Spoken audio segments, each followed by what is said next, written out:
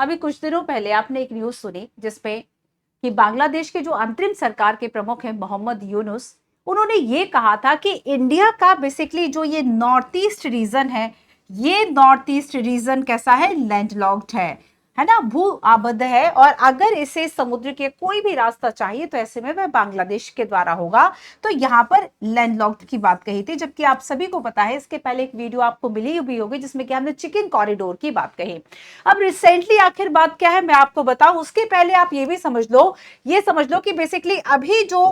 Problem चल रही है, अभी जिस तरह की बयानबाजी हो रही है इंटरनेशनल लेवल पर बच्चे, उसमें शामिल है बांग्लादेश, है ना, उसमें वो शामिल कर रहा है चाइना को और पाकिस्तान को लेकर। अब देखो कहा क्या है कि अगर देखो आप सभी जानते हैं कि कश्मीर के पहलगाम में रिसेंटली एक टेरर अटैक होता है, टेररिस्ट के द्वारा अटैक किया गया टूरिस्ट पर, जिसमें कि लगभग 26 से ज्यादा जो टूरिस्ट है वह मारे गए। और यहां पर बेसिकली आपने देखा कि इसके बाद इंडिया ने कई ऐसे बोल्ड मूव्स हैं जो कि पाकिस्तान के खिलाफ लिए, जिसमें कि आपने सिंधु जल संधि को हटाने की बात देखी होगी, सुनी होगी, और उसके बाद पाकिस्तान जो है वे शिमला समझौते को लेकर, तो शिमला समझौता और जो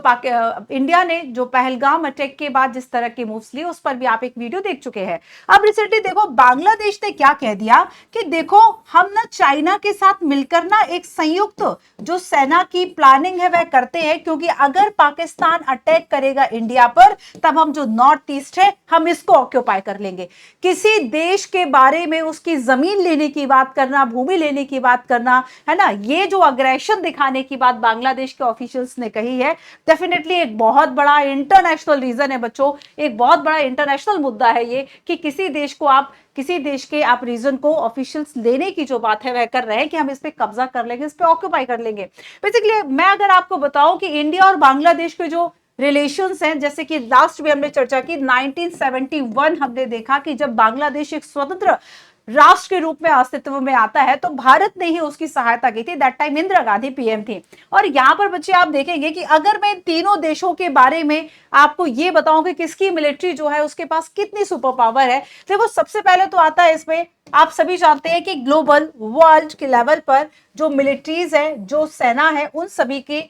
रैंकिंग के लिए ग्लोबल फायर पावर जो इंडेक्स है, ठीक है, ग्लोबल फायर पावर जो इंडेक्स है वो निकाला जाता है। और इसके अंतर्गत काफी समय से आप सभी जानते हैं कि विश्व का सबसे ज्यादा जो ताकतवर देश है वह यूएस है, एंड देन सेकंड नंबर पे है रशिया। अब बात आती है थर्ड और फोर्थ कंट्री की, तो बच्चे थर्ड नंबर पर है चाइना, जिसकी की मिलिट्री, है ना, जिसकी की मिलिट्री पावर, जिसका रक्षा बजट, जिसके जो उपकरण है, जो मिसाइल्स हैं, जो सारी चीजें हैं, डिफेंस सिस्टम है, मिलिट्री मैन पावर है, वो उसमें वर्ल्ड में थर्ड नंबर पे है। और फोर्थ नंबर पर आता है इंडिया। बांग्लादेश की बात करें तो 30 या 35 रैंक के आसपास ही है, ठीक है। तो यहाँ पर बच्चे इस रैंक पर होने के बाद भी इंडिया की मिलिट्री जबकि फोर्थ नंबर की है ऑल ओवर द वर्ल्ड, उसके बाद बांग्लादेश इस तरह की बातें कर रहा है। तो देखो ये जो ग्लोबल फायर पावर इंडेक्स की अगर हम बात करें तो इसमें यूएस वन फर्स्ट है, then second Russia, third China and fourth India. और यहाँ पर बच्चे लगभग 60 ऐसे पैरामीटर्स हैं जिसके बारे में जानकर ये जो रैंकिंग है वह निकाली जाती है। और यहाँ पर जैसे कि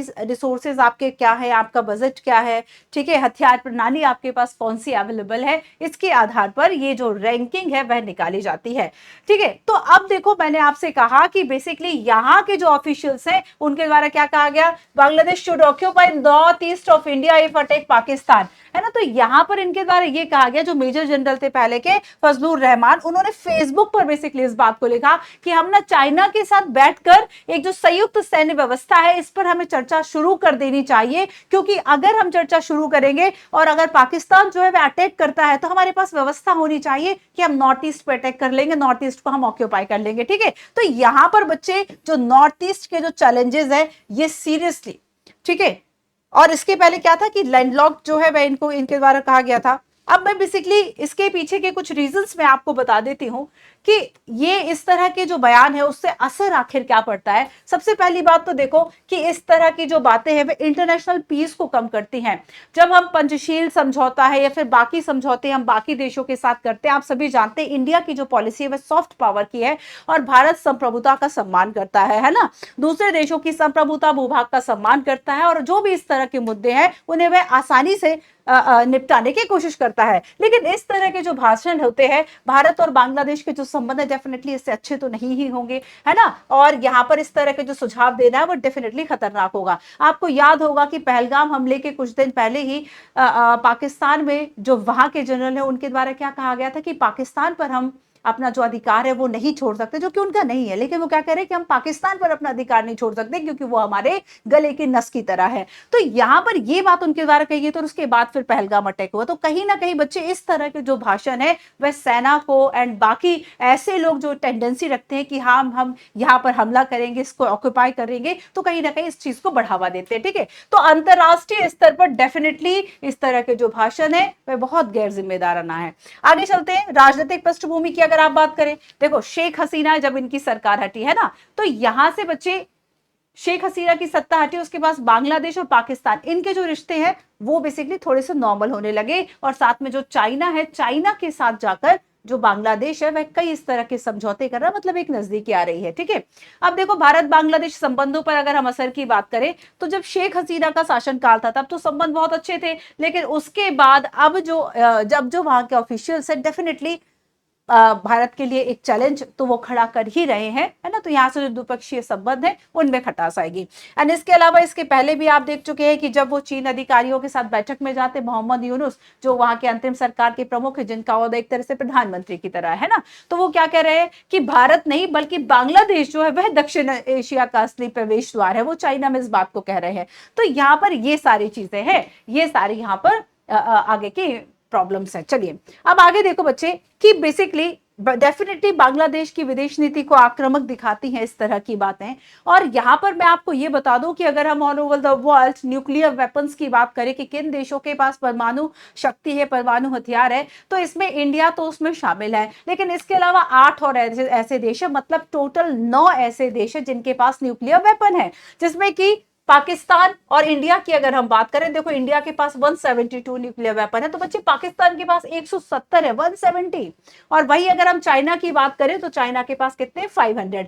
तो ये 3 देश हो गए। इसके अलावा अगर मैं और 6 देशों का नाम बताऊं, यूएस है, रशिया है, फ्रांस है, ठीक है, ब्रिटेन है, इजराइल है एंड नॉर्थ कोरिया है। तो ये 9 ऐसे कंट्रीज विश्व में देश है, कंट्री है जिनके पास न्यूक्लियर वेपन है। इसके अलावा अगर मैं युद्ध के इतिहास का बताऊं आपको बच्चे, तो चाइना ने 1962 में जो है वह भारत पर अटैक किया था, और उस वक्त जवाहरलाल नेहरू जी की सरकार थी, और इसमें बहुत ज्यादा बेसिकली एक उनके प्रति अविश्वास प्रस्ताव तक लाया गया था कि वह चाइना की मंशा को नहीं समझ पाए कि अगर कोई देश आक्रामक होता है तब डेफिनेटली सरकार को सख्ती से कदम निपटाना चाहिए, उठाना चाहिए। इसके अलावा आप देखेंगे कि उसके बाद 1965 पाकिस्तान से जो युद्ध है वह होता है, फिर उसके बाद 1971 की बात करें फिर पाकिस्तान से होता है। तो यहाँ पर बच्चे ये यहाँ पर युद्ध हो चुके हैं अब तक पाकिस्तान और चाइना से। और अगर अब तक बांग्लादेश के साथ कोई इस तरह का कोई बड़ा युद्ध या विवाद नहीं हुआ है, हाँ बाकी विवाद है, चाहे गंगा नदी को लेकर हो या कुछ बॉर्डर डिस्प्यूट्स हो, जिसे हमने 100वें संविधान संशोधन के द्वारा ऑलरेडी हमने सुलझा लिया।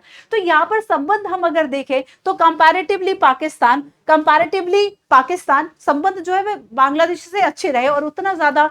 डेफिनेटली बांग्लादेश के साथ इश्यूज हैं, जैसे कि अवैध प्रवासियों का इशू है ना, वह मार्ग नहीं दे रहा नॉर्थ ईस्ट जाने के लिए, और भी कई सहयोग से रिलेटेड इश्यूज हैं, है ना। लेकिन उसके बाद भी बच्चे कंपैरेटिव अगर हम पाकिस्तान की बात करें, कंपैरिजन करें, चाइना की बात करें, तो अब तक बांग्लादेश से हमें इतना ज्यादा कोई सीवियर पेन नहीं था, लेकिन अब यहाँ पर ये भी प्रॉब्लम स्टार्ट हो गई। ठीक है, तो चलिए ये था आपका एक ऐसा बयान जो कि अभी चल रहा है, और डेफिनेटली देखते हैं आगे किस तरह की और जो चीजें हैं वह होती हैं। इस तरह से जैसे कि कभी नेपाल है, क्या कभी भूटान है, कभी अपने मैप में इंडिया का कोई जो प्लेस है वह दिखा दिया, तो यहाँ से जो चीजें हैं वह स्टार्ट हो जाती हैं और भारत से संबंध खराब होना शुरू हो जाते हैं। तो देखेंगे, हालांकि आप सभी जानते हैं कि इंडिया जो है वह कितना पावरफुल कंट्री है, और स्पेशली ऐसे देश क्या कर लेंगे, है ना। तो यहाँ पर आप थोड़ा सा इसका जो एक 360 डायमेंशन है वह देखें, सोचें, क्योंकि अगर भारत और बांग्लादेश के बारे में अगर किसी तरह की खटास आ रही है, इस तरह की न्यूज आ रही है, इस तरह की राजनीतिक टिप्पणियां हैं, तो डेफिनेटली यहाँ से में इसमें क्वेश्चन आ सकते हैं कि हाल ही के संदर्भ में भारत और बांग्लादेश के जो संबंध है वो आखिर कहाँ पर स्टैंड करते थे। तो ये थी भारत और बांग्लादेश को लेकर न्यूज। कॉमेंट में जरूर बताइए अगर आपके कोई और कंसर्न्स है तो। Thank you so much.